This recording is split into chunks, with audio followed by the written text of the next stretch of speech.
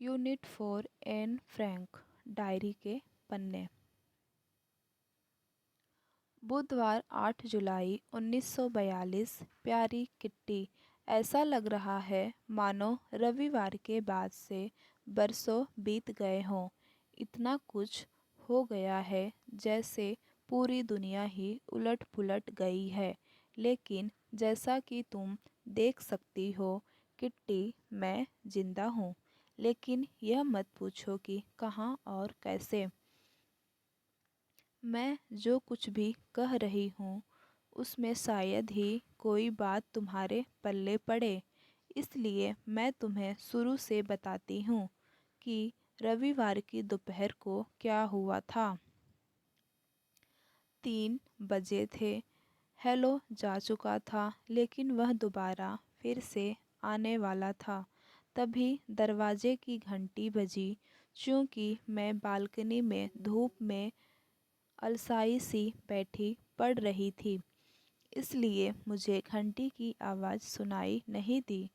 कुछ देर बाद रसोई के दरवाजे पर मार्गोट नज़र आई। वह बहुत गुस्से में थी। पापा को एएसएस से बुलाए जाने का नोटिस मिला है, वह फुसफुसाई। माँ मिस्टर वानदान को देखने गई हुई थी। मिस्टर वानदान पापा के बिजनेस पार्टनर हैं और उनके अच्छे दोस्त हैं। मैं अवाक रह गई थी। बुलावा। हर कोई जानता था कि बुलावे का क्या मतलब होता है। यातना शिविरों के नज़ारे और वहाँ की कोठरियों के दृश्य मेरी आँखों के आगे तैर गए। हम अपने पापा को इस तरह की नियति के भरोसे कैसे छोड़ सकते थे। हम उन्हें हरगिज़ नहीं जाने देंगे।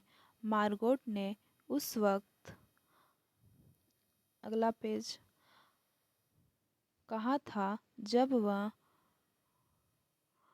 ड्राइंग रूम में माँ की राह देख रही थी।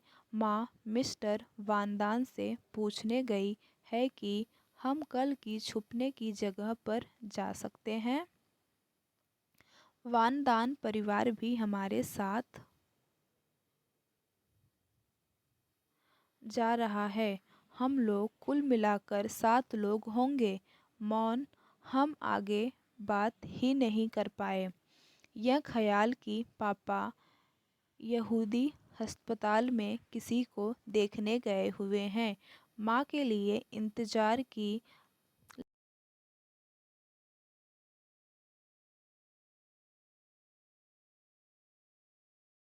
शब्द ही हमसे छीन लिए थे। तभी दरवाजे की घंटी बजी। यह हेलो ही होगा, मैंने कहा था। दरवाज़ा मत खोलो, मार्गोट ने हैरान होते हुए मुझे रोका। लेकिन इसकी ज़रूरत नहीं थी क्योंकि हमने नीचे से माँ और मिस्टर वानदान को हेलो से बात करते हुए सुन लिया था। तब दोनों ही भीतर आए और अपने पीछे दरवाज़ा बंद कर दिया। जब भी दरवाजे की घंटी बजती तो मुझे या मार्गोट को उचक कर नीचे देखना पड़ता कि क्या पापा आ गए हैं। हमने किसी और को भीतर नहीं आने दिया। मुझे और मार्गोट को बाहर भेज दिया गया था क्योंकि वानदान माँ से अकेले में बात करना चाहते थे। जब मैं और मार्गोट बेडरूम में बैठे बात कर रहे थे तो उसने मुझे बताया कि वह बुलावा पापा के लिए नहीं बल्कि खुद उसके लिए था। इस दूसरे सदमे से मैं तो चीखने लगी। मार्गोट 16 बरस की थी। तय है कि वे लोग इस उम्र की लड़कियों को उनके खुद के भरोसे यहाँ से भेजना चाहते हैं, लेकिन भगवान का शुक्र है वह नहीं जाएगी। माँ ने मुझसे यही कहा था। पापा जब मुझसे छिपने की जगह पर जाने की बात कर रहे थे तो उन्होंने भी शायद यही कहा होगा। अज्ञातवास हम कहाँ जाकर छुपेंगे? शहर में? किसी घर में? किसी किसी परछत्ती पर? कब, कहाँ, कैसे? ये सवाल थे जो मैं पूछ नहीं सकती थी, लेकिन फिर भी ये सवाल मेरे दिमाग में कुलबुला रहे थे। मार्गोट और मैंने अपनी बहुत ज़रूरी चीज़ें एक थैले में भरनी शुरू की। मैंने सबसे पहले अपने थैले से यह डायरी ठूसी। इसके बाद मैंने कलर, रुमाल, स्कूली किताबें, एक कंघी और कुछ पुरानी चिट्ठियाँ थैले में डाली। मैं अज्ञातवास में जाने के ख़याल से इतनी अधिक आतंकित थी कि मैंने थैले में अजीबोगरीब चीज़ें भर डाली। फिर भी मुझे अफ़सोस नहीं है। स्मृतियाँ मेरे लिए पोशाकों की तुलना में ज़्यादा मायने रखती है। तब हमने मिस्टर क्लीमेन को फ़ोन किया कि क्या वे शाम को हमारे घर आ पाएंगे। मिस्टर वांदान चले गए ताकि मिएप को लिवा ला सके। मिएप आई और वादा किया कि वे रात को एक बार फिर आएंगी।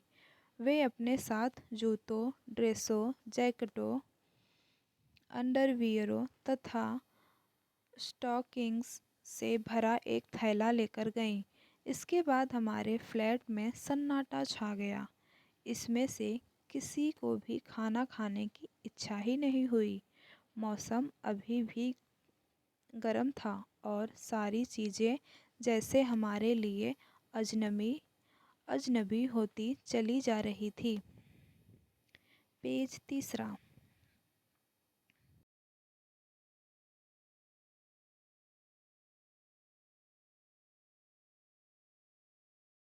के एक विधुर मिस्टर गोल्ड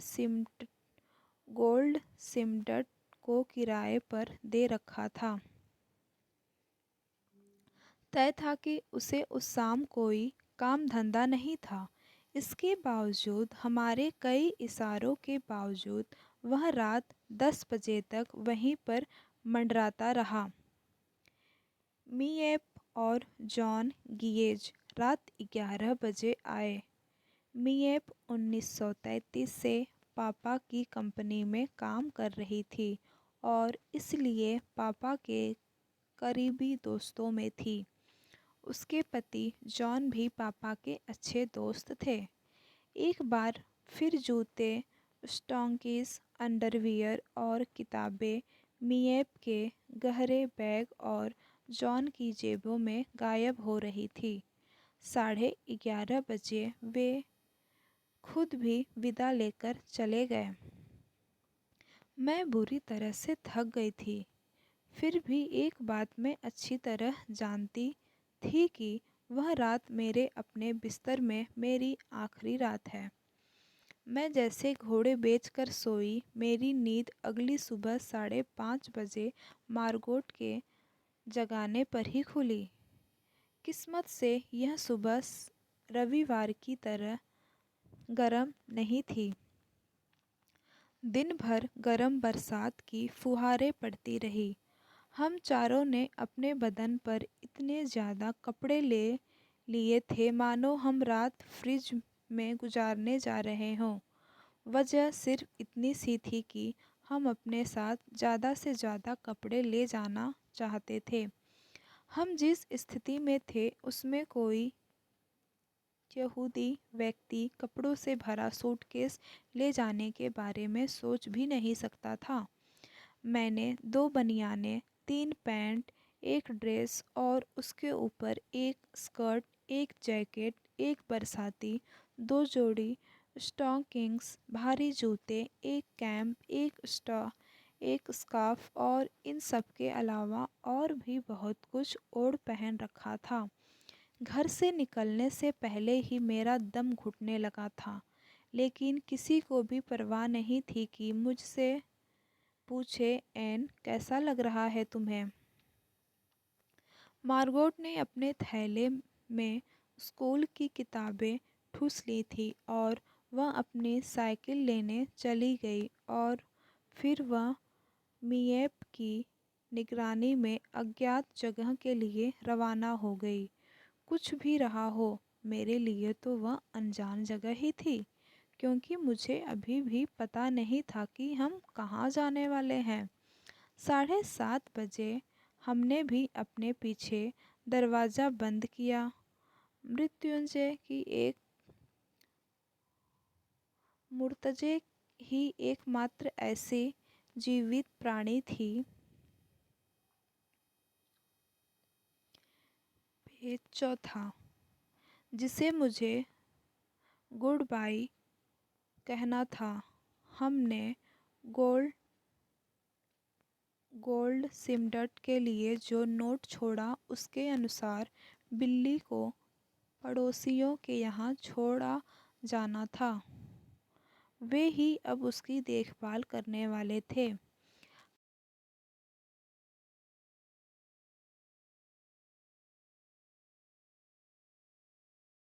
ये सारी चीज़ें यही दर्शाती थी कि हम बहुत ही हड़बड़ी में छोड़ छाड़ कर गए हैं, लेकिन इम्प्रेशन छोड़कर जाने में हमारी कोई दिलचस्पी नहीं थी। हम तो किसी भी तरह वहाँ से निकल जाना चाहते थे और कहीं सुरक्षित स्थान पर पहुँच जाना चाहते थे, और कोई बात मायने नहीं रखती थी। बाकी कल। तुम्हारी एन। गुरुवार 9 जुलाई 1942। प्यारी किट्टी। तो आखिर हम चल पड़े, मम्मी पापा और मैं। तेज बरसात में भीगते हुए आए। हम तीनों के कंधों पर बड़े बड़े थैले और शॉपिंग बैग थे, जो अल्लम गल्लम चीज़ों से ऊपर तक ठूस ठूस कर भरे हुए थे। सुबह सुबह काम पर जाने वाले लोग हमें बड़ी बेचारगी भरी निगाहों से देख रहे थे। आप उन्हें देखते ही बता सकते थे कि वे आपके लिए अफसोस कर रहे थे कि वे हमें किसी तरह का वाहन उपलब्ध नहीं करा सकते थे। हमारे सीने पर चमकता पीला सितारा सारी दास्तान खुद ही कह देता था। जब हम गली में पहुंच गए, तभी पापा और मम्मी ने धीरे धीरे बताना शुरू किया कि उनकी योजना क्या थी। पिछले कई महीनों के दौरान हम थोड़ा थोड़ा करके जितना भी हो सका फर्नीचर और कपड़े लत्ते फ्लैट से बाहर ले जाते रहे थे। यह तय कर लिया गया था कि हम लोग 16 जुलाई को अज्ञातवास में चले जाएंगे। अचानक मार्गोट के लिए बुलावा आ जाने के कारण योजना को 10 दिन आगे खिसकाना पड़ा था। इसका मतलब यही था कि अब हमें कम तैयार किए गए कमरों में ही गुजारा करना होगा। छिपने की जगह पापा के ऑफिस की इमारत में ही थी। इसे समझ पाना बाहर वालों के लिए थोड़ा मुश्किल होगा, इसीलिए मैं थोड़ा बहुत समझा देती हूँ। पापा के ऑफिस में काम करने वाले लोग बहुत ज़्यादा नहीं थे। बस मिस्टर कुलगर, मिस्टर क्लीमेन, मिएप और 23 बरस की टाइपिस्ट जिसका नाम बेप वोस्कुइल था। उन सबको हमारे आने के बारे में पेज 5वां। खबर कर दी गई थी। मिस्टर वोस्कुइल बेप के पिता 2 और सहायकों के साथ गोदाम में काम करते थे। उन्हें कुछ भी नहीं बताया गया था। इमारत के बारे में थोड़ा सा बता दूं। तल मंजिल पर बना बड़ा सा गोदाम काम करने की जगह और भंडार घर के रूप में इस्तेमाल होता है। इसके अलग अलग हिस्से बने हुए थे। ये हिस्से गोदाम, पिसाई का कमरा वगैरह है, जहाँ इलायची, लौंग और काली मिर्च वगैरह पीसे जाते हैं।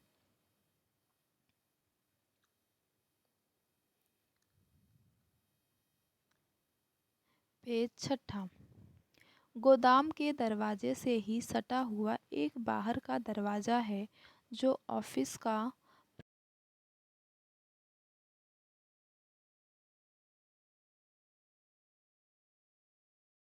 छह सीढ़ियाँ हैं। सीढ़ियाँ ऊपर चढ़े तो एक और दरवाज़ा आता है जिस पर आर पार दिखाई न देने वाले कांच की खिड़की लगी है। इस पर काले अक्षरों में कार्यालय लिखा हुआ है। यही आगे वाला बड़ा यानी फ्रंट ऑफिस है। ये बहुत बड़ा, हवादार और खूब रोशनी वाला कमरा है। दिन के दौरान यहाँ बेप, मिएप और मिस्टर क्लीमैन काम करते हैं। एक छोटा सा गलियारा है जिसमें तिजोरी, कपड़ों की अलमारी और स्टेशनरी की बड़ी सी अलमारी है।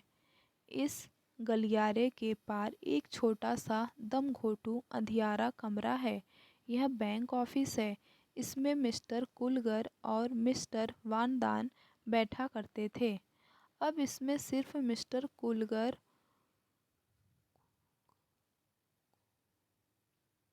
कुगलर बैठते हैं।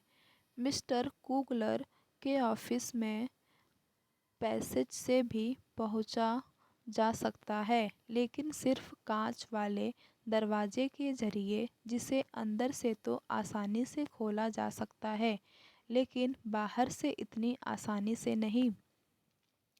मिस्टर कुगलर के ऑफिस से निकलने के बाद तुम लंबे तंग गलियारे से कोयले वाले गोदाम की ओर बढ़ोगी और 4 सीढ़ियाँ चढ़ोगी तो तुम अपने आप को प्राइवेट ऑफिस में पाओगी। यह पूरी इमारत का 100 पीस है। शानदार महोगनी फर्नीचर, लिनो लिनोलियम का फर्श जिस पर कालीन बिछा है, एक रेडियो है, आकर्षक लैंप है, सब कुछ उत्तम दर्जे का। इसके साथ वाला कमरा बहुत बड़ा रसोई घर है। उसमें पानी गर्म करने का हीटर है, गैस के 2 चूल्हे हैं, साथ में पाखाना है। ये पहली मंजिल का नक्शा है।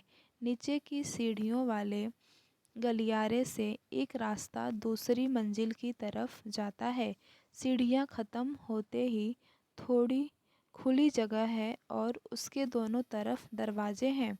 दाईं तरफ का दरवाज़ा मसाले रखने के स्टोर, अटारी और घर के सामने की तरफ वाली मियानी की तरफ होता मियानी की तरफ जाता है। घर के सामने की तरफ से एक परंपरागत डच डिज़ाइन की सीधी और इतनी घुमावदार सीढ़ियाँ हैं कि एड़ियों में मोच आ जाए। यह रास्ता गली की तरफ खुलता है।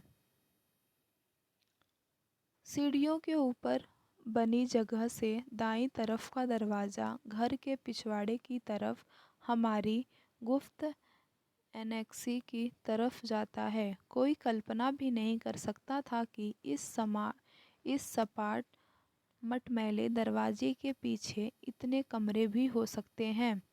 दरवाजे के आगे सीढ़ी का बस एक ही पायदान है। इसे पार करते ही आप भीतर होते हैं। आपके सामने ही कई सीढ़ियाँ ऊपर की तरफ चली जाती हैं। बाईं तरफ एक तंग सा गलियारा है जो एक बड़े कमरे में जाकर खुलता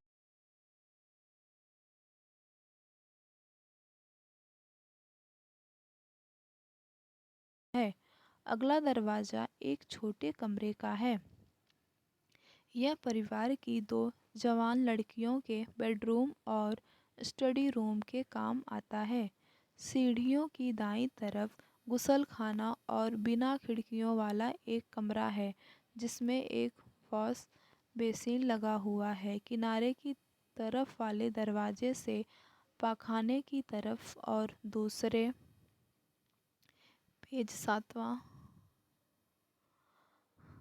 दरवाजे से मेरे और मार्गोट के कमरे की तरफ जाया जा सकता है। यदि आप और सीढ़ियाँ चढ़कर बिल्कुल ऊपर तक चले जाएं तो आप नहर के किनारे बने इस पुराने मकान में ऊपर एक बहुत बड़ा खुला खुला और हवादार कमरा देखकर हैरान रह जाएंगे। इसमें एक गैस का चूल्हा है और एक सिंक है। भगवान का शुक्र है कि यह मिस्टर कूलगर की प्रयोगशाला के काम आता है। यह मिस्टर और मिसेज वांदान का बेडरूम और रसोई घर होगा। इसे कॉमन कमरे, डाइनिंग रूम और हम सबके लिए स्टडी के लिए भी इस्तेमाल किया जा सकेगा। एक छोटा सा कमरा पीटर वांदान के लिए बेडरूम का काम करेगा और फिर जैसी इमारत के सामने की तरफ है वैसी ही अटारी और मियानी यहाँ भी है। तो ये रहा हमारा नया गरीब खाना। लो, मैंने तुम्हें पूरी इमारत की सैर करवा दी। तुम्हारी एन।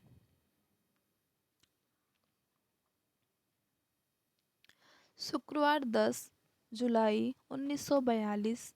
मेरी प्यारी किट्टी, मैंने घर के लंबे चौड़े बखान के साथ हो सकता है तुम्हें बोर कर दिया हो, लेकिन मैं अभी भी यही सोचती हूँ कि तुम जानो हम कहाँ आ पहुँचे हैं। मैं यहाँ कैसे आ पहुँची हूँ, इसके बारे में तुम्हें मेरे आगे के पत्रों से पता चलेगा। लेकिन पहले मैं अपना किस्सा जारी रखूँगी। मैंने अभी तक अपनी बात पूरी नहीं की है। 263 पिसेनग्रास्ट में हमारे पहुंचने पर मिएप तुरंत हमें लंबे गलियारे से सीढ़ियों से ऊपर दूसरी मंजिल पर और फिर एनेक्सी में ले आई। उसने हमें अकेला छोड़ा और हमारे पीछे दरवाज़ा बंद कर दिया। मार्गोट अपनी साइकिल पर पहले ही आ चुकी थी और हमारी राह देख रही थी। हमारी बैठक और दूसरे कमरे सामान से ठूसे पड़े थे। कहीं तिल धरने की जगह नहीं थी। पिछले महीने में जो कार्डबोर्ड के बक्से ऑफिस में भेजे गए थे चारों तरफ फर्श पर बिस्तरों पर फैले पड़े थे। छोटा कमरा फर्श से छत तक कपड़ों से अटा पड़ा था। उस रात अगर हम ढंग से सोने के बारे में सोचते तो ये सारा सामान पेज 8 सामान तरतीब से लगाने की ज़रूरत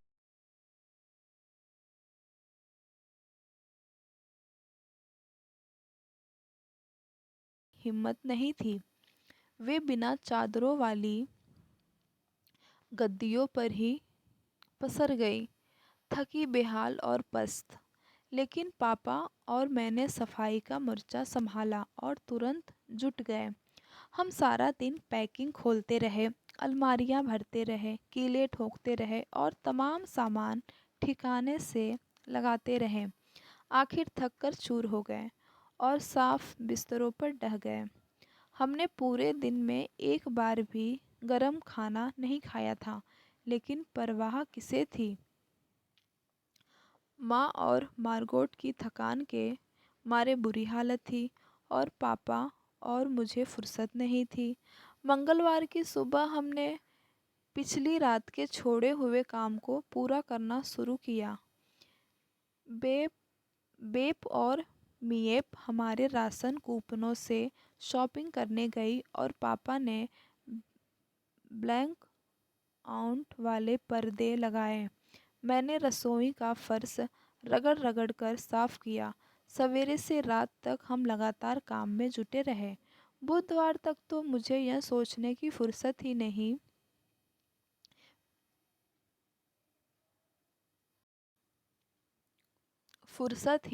मिली कि मेरी ज़िंदगी में कितना बड़ा परिवर्तन आ चुका है।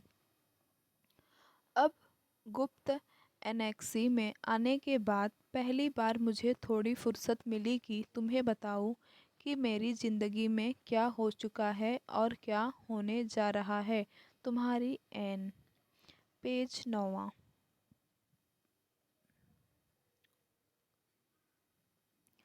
शनिवार 28 नवंबर 1942। मेरी प्यारी किट्टी, हम इन दिनों बिजली का बहुत ज़्यादा इस्तेमाल करते रहे हैं और अपने राशन से ज़्यादा खर्च कर चुके हैं। नतीजा यह होगा कि और अधिक किफ़ायत और हो सकता है बिजली भी कट जाए। एक पखवाड़े के लिए कोई बिजली नहीं, कितना मज़ेदार ख़याल है, नहीं क्या? लेकिन कौन जानता है, यह अरसा इससे कम भी हो सकता है। बहुत अंधेरा हो जाता है 4 साढ़े 4 बजे तक ही। हम तब पढ़ नहीं सकते, इसीलिए वह वक्त हम उल जुलूल हरकतें करके गुजारते हैं। हम पहेलियाँ बुझाते हैं, अंधेरे में व्यायाम करते हैं, अंग्रेजी या फ्रेंच बोलते हैं और किताबों की समीक्षा करते हैं। हम कुछ भी करें, थोड़ी देर बाद बोर लगने लगता है। कल मैंने वक्त गुजारने का एक नया तरीका खोज निकाला।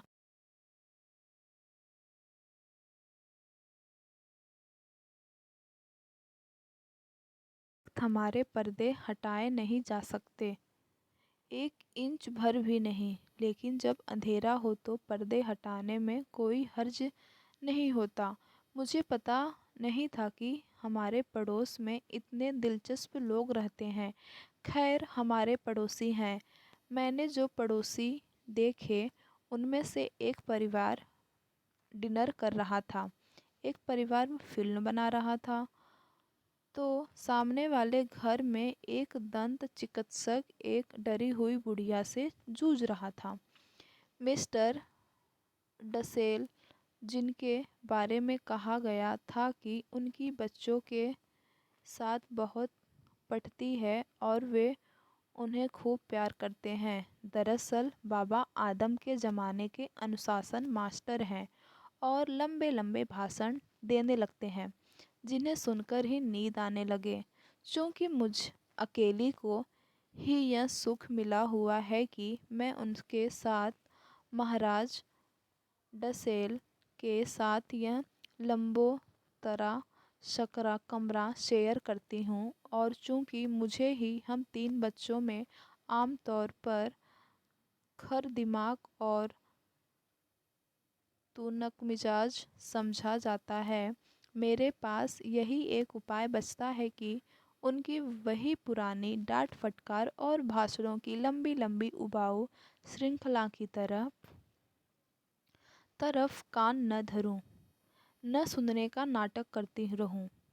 ये बात तो खैर मैं फिर भी सहन कर लेती, लेकिन मिस्टर डसेल अच्छे खासे चुगलखोर हैं। पेज 10।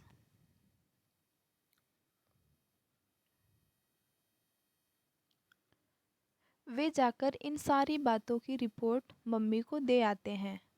अगर मिस्टर डसेल ने मुझे कोई उपदेश पिलाया होता है तो उसे दोबारा से मुझे मम्मी से सुनना पड़ता है, और मम्मी तो कोई लिहाज भी नहीं करती मेरा। और अगर मेरी किस्मत वाकई अच्छी होती है तो मिसेज वान मुझे 5 मिनट बाद बुलावा भेजती हैं। सचमुच मीन मेख निकालने वाले परिवार में आप केंद्र में हो और सारा दिन आपको हर तरफ से दुत्कारा फटकारा जाए, ये सब झेलना आसान काम नहीं होता। रात को जब मैं बिस्तर पर होती हूँ तो अपने पापों और बढ़ा चढ़ाकर बताई गई अपनी खामियों के बारे में सोचती हूँ, तो वे इतनी ज़्यादा होती हैं कि अपने मूड के हिसाब से या तो मैं उन पर हंस सकती हूँ या रो सकती हूँ। तब मैं ये अजीब से ख़याल के साथ सो जाती हूँ कि मैं जो कुछ हूँ उससे अलग होना चाहती हूँ, या मैं उससे अलग तरीके से व्यवहार करना चाहती हूँ, जो मैं हूँ या जो मैं होना चाहती हूँ। मेरी प्यारी किट्टी, अब मैं तुम्हें कितना उलझा रही हूँ, लेकिन मैं चीज़ें एक बार लिख कर उन्हें काटना पसंद नहीं करती, और इसी कमी वाले वक्त में कागज़ को मोड़ तोड़कर रद्दी की टोकरी में डाल देना बिल्कुल मना है। इसलिए मैं तुम्हें सिर्फ यही सलाह दे सकती हूँ कि तुम ऊपर वाले हिस्से को फिर से पढ़ने की फिर से पढ़ने की कोशिश मत करना, क्योंकि इसमें तुम्हें बात का सिर पैर भी नहीं मिलेगा। तुम्हारी एन।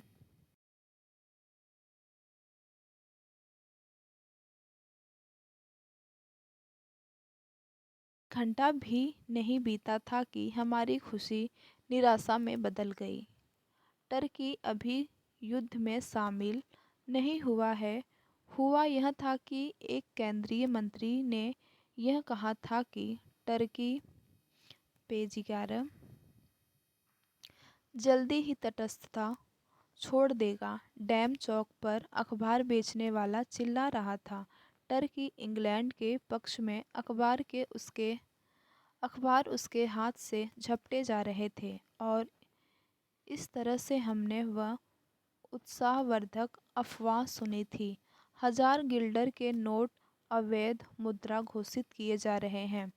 यह ब्लैक मार्केट का धंधा करने वालों और उन जैसे लोगों के लिए बहुत बड़ा झटका होगा, लेकिन उससे बड़ा संकट उन लोगों का है जो या तो भूमिगत है या जो अपने धन का हिसाब किताब नहीं दे सकते। 1000 गिल्डर का नोट बदलवाने के लिए आप इस स्थिति में हो कि ये नोट आपके पास आया कैसे और उसका सबूत भी देना होगा।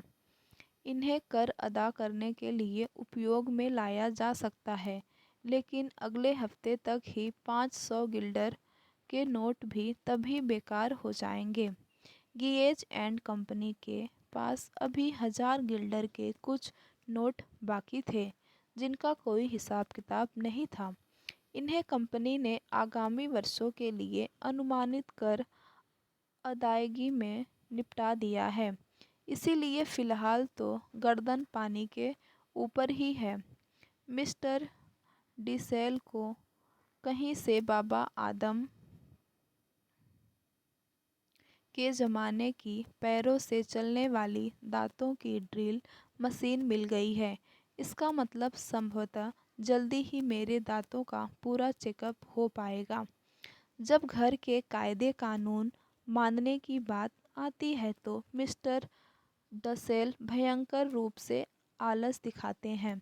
न केवल वे चार्लोट से पत्राचार कर रहे हैं और भी कई दूसरे लोगों के साथ भी चिट्ठी पत्री बनाए हुए हैं।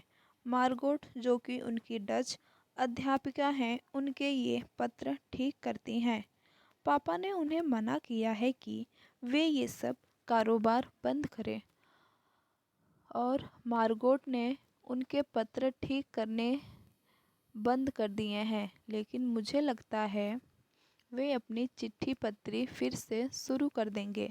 जनाब हिटलर घायल सैनिकों से बातचीत कर रहे हैं। हमने उन्हें रेडियो पर सुना। सचमुच यह सब कुछ करुणाजनक था। सवालों जवाबों का सिलसिला इस तरह से चल रहा था। मेरा नाम हेनरिक शापेल है।